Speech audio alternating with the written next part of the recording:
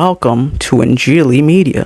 قومی کمیشن برائے اقلیتی حقوق 2 دسمبر بروز منگل 2025 میں پاکستان کی پارلیمان نے ایک مشترکہ اجلاس میں قومی کمیشن برائے اقلیتی حقوق بنانے کا بل منظور کر لیا۔ اس بل کا تاریخی پس منظر بہت گمبھیر اور اندھوناک ہے۔ 22 ستمبر بروز اتوار 2013 میں دو بڑے جڑواں گرجوں میں اسلامی انتہا پسند خودکش بمباروں نے حملہ کیا۔ یہ گرجا گھر پشاور کے آل سینٹس چرچ کے نام سے جانے جاتے ہیں اور ان کی گنجائش کوئی 500 سے 600 لوگوں تک کی ہے، مگر عبادت کے بعد کھانا کھانے اور مسیحی رفاقت اور شراکت کی غرض سے جمع ہونے والے لوگوں کی تعداد اس سے کہیں زیادہ ہوتی ہے۔ لہذا جب اس اتوار کو دہشت گرد خودکش بمباروں نے حملہ کیا تو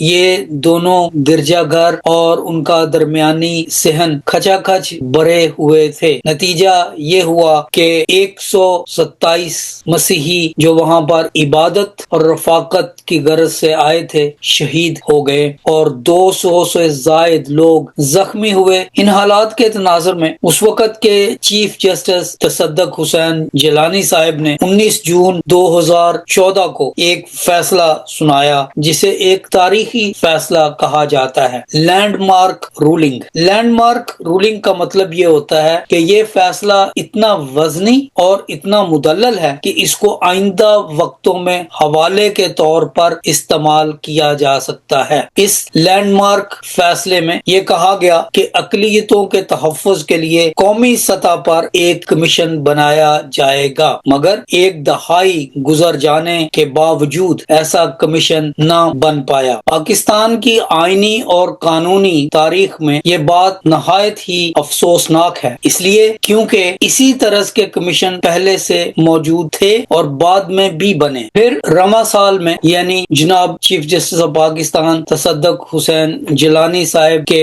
حکم کے ٹھیک 11 سال بعد یہ بل دوبارہ پیش کیا گیا اور پھر دونوں ایوانوں نے اسے منظور کر کے صدر مملکت آصف علی زرداری کو بھیج دیا گیا۔ صدر محترم نے اسے پڑھنے کے بعد اس پر کچھ تکنیکی اعتراضات لگا کر اسے واپس ایوان میں بھیج دیا تاکہ اس پر مزید جرا ہو سکے اور اس میں جو تکنیکی خامیاں ہیں ان کو نکالا جا سکے۔ ایک بات یہ تھی کہ آئین پاکستان میں اسلامی جمہوریہ پاکستان کے 1973 کے آئین میں کہیں بھی اقلیت یا اقلیتوں کا لفظ نہیں آیا، لہذا اگر اسمبلی پارلیمان ایک ایسا بل پاس کرتی ہے جس میں اقلیتوں کا ذکر ہے تو اس کی تعریف کرنا نہایت ہی اہم ہے۔ اس بات کا اعتراض اس طرح سے دیا گیا کہ بے شک پاکستان کے کانسٹیٹیوشن میں اقلیتوں کا لفظ استعمال نہیں کیا گیا لیکن ان کا ذکر ضرور ہے۔ آئین پاکستان کی کل 280 آرٹیکلز ہیں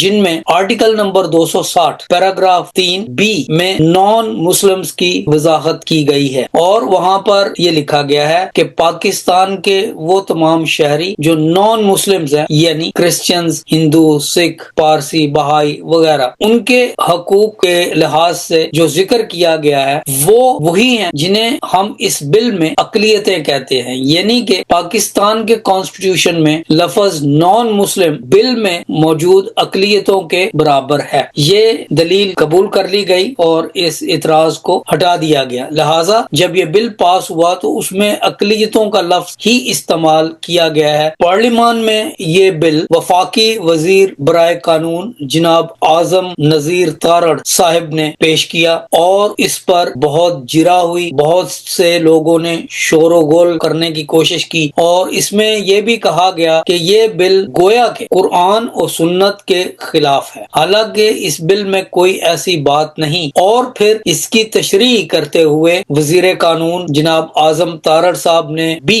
بڑے ٹھوس دلائل دے کر ثابت کیا کہ چونکہ پاکستان میں اقلیتوں کے ساتھ ایسا دل سوز رویہ اختیار کیا جاتا ہے، مثلا جب صفائی کی اور گٹروں کو صاف کرنے کی، اس طرح کے ان کاموں کا ذکر کیا جاتا ہے جن میں کہ گندگی اور غلاظت سے نمٹنا پڑتا ہے، تو ہمیشہ اسامیوں کے ساتھ لکھ دیا جاتا ہے کہ یہ صرف عیسائیوں کے لیے یا مسیحیوں کے لیے. تو یہ کہاں کا انصاف ہے؟ آپ ذرا ان کی باتیں سنیں تو آپ کو پتہ چلے گا کہ وہ کس دلیری کے ساتھ اور کس انسانی جذبے کے ساتھ اس بل کو پیش کر رہے ہیں. سینیٹر اعظم نذیر طاہر صاحب ٹو موو آئٹم نمبر 2.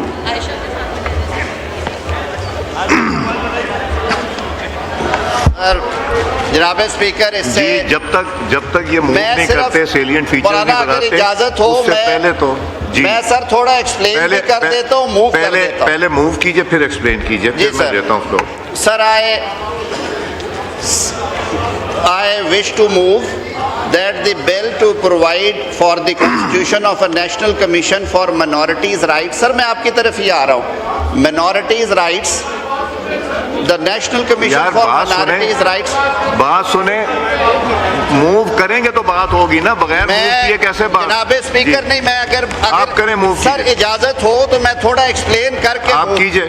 اس میں جمعیت علماء اسلام، فضل الرحمان گروپ اور پاکستان تحریک انصاف کے لوگوں نے بہت مخالفت کی، اور جب ان کو یہ بات سمجھا دی گئی کہ اس بل میں قرآن و سنت یا اسلام کے خلاف کوئی چیز نہیں ہے، تو اس کے بعد ووٹنگ ہوئی، اور ووٹنگ کے دوران 79 اراکین نے اس کی مخالفت میں ووٹ دیے اور 160 اراکین نے اس کے حق میں ووٹ دیے، جس کے بعد اجلاس کی صدارت کرنے والے جناب ایاز صادق صاحب نے اس بل کو ایک قانونی صورت میں قبول کر لیا. یعنی 2 دسمبر بروز منگل قومی کمیشن برائے اقلیتی حقوق کا بل پاس ہو گیا. اس بل کی کامیابی کے پیچھے بہت سے لوگوں کا ہاتھ ہے، جن میں سے چند ایک کے نام میں پڑھ دینا چاہتا ہوں. جناب نوید عامر جیوا صاحب، ڈاکٹر نیلسن عظیم صاحب، کیسومل خیل داس، ڈاکٹر درشن، رمیش لال، رمیش کمار وانکوانی، مسز نیلم، سنجے پروائی، اسفندیار بھندارا،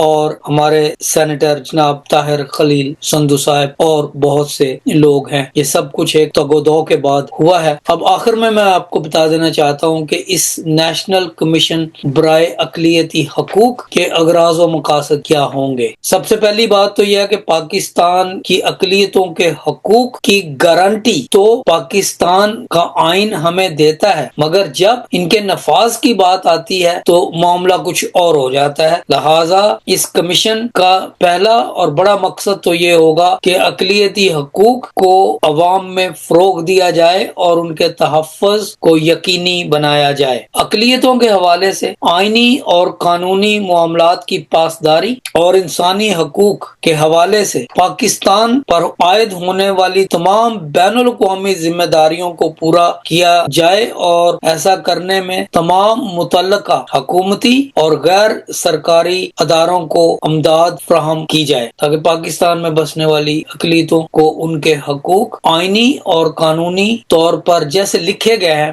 ویسے میسر ہو سکے. Thanks for watching.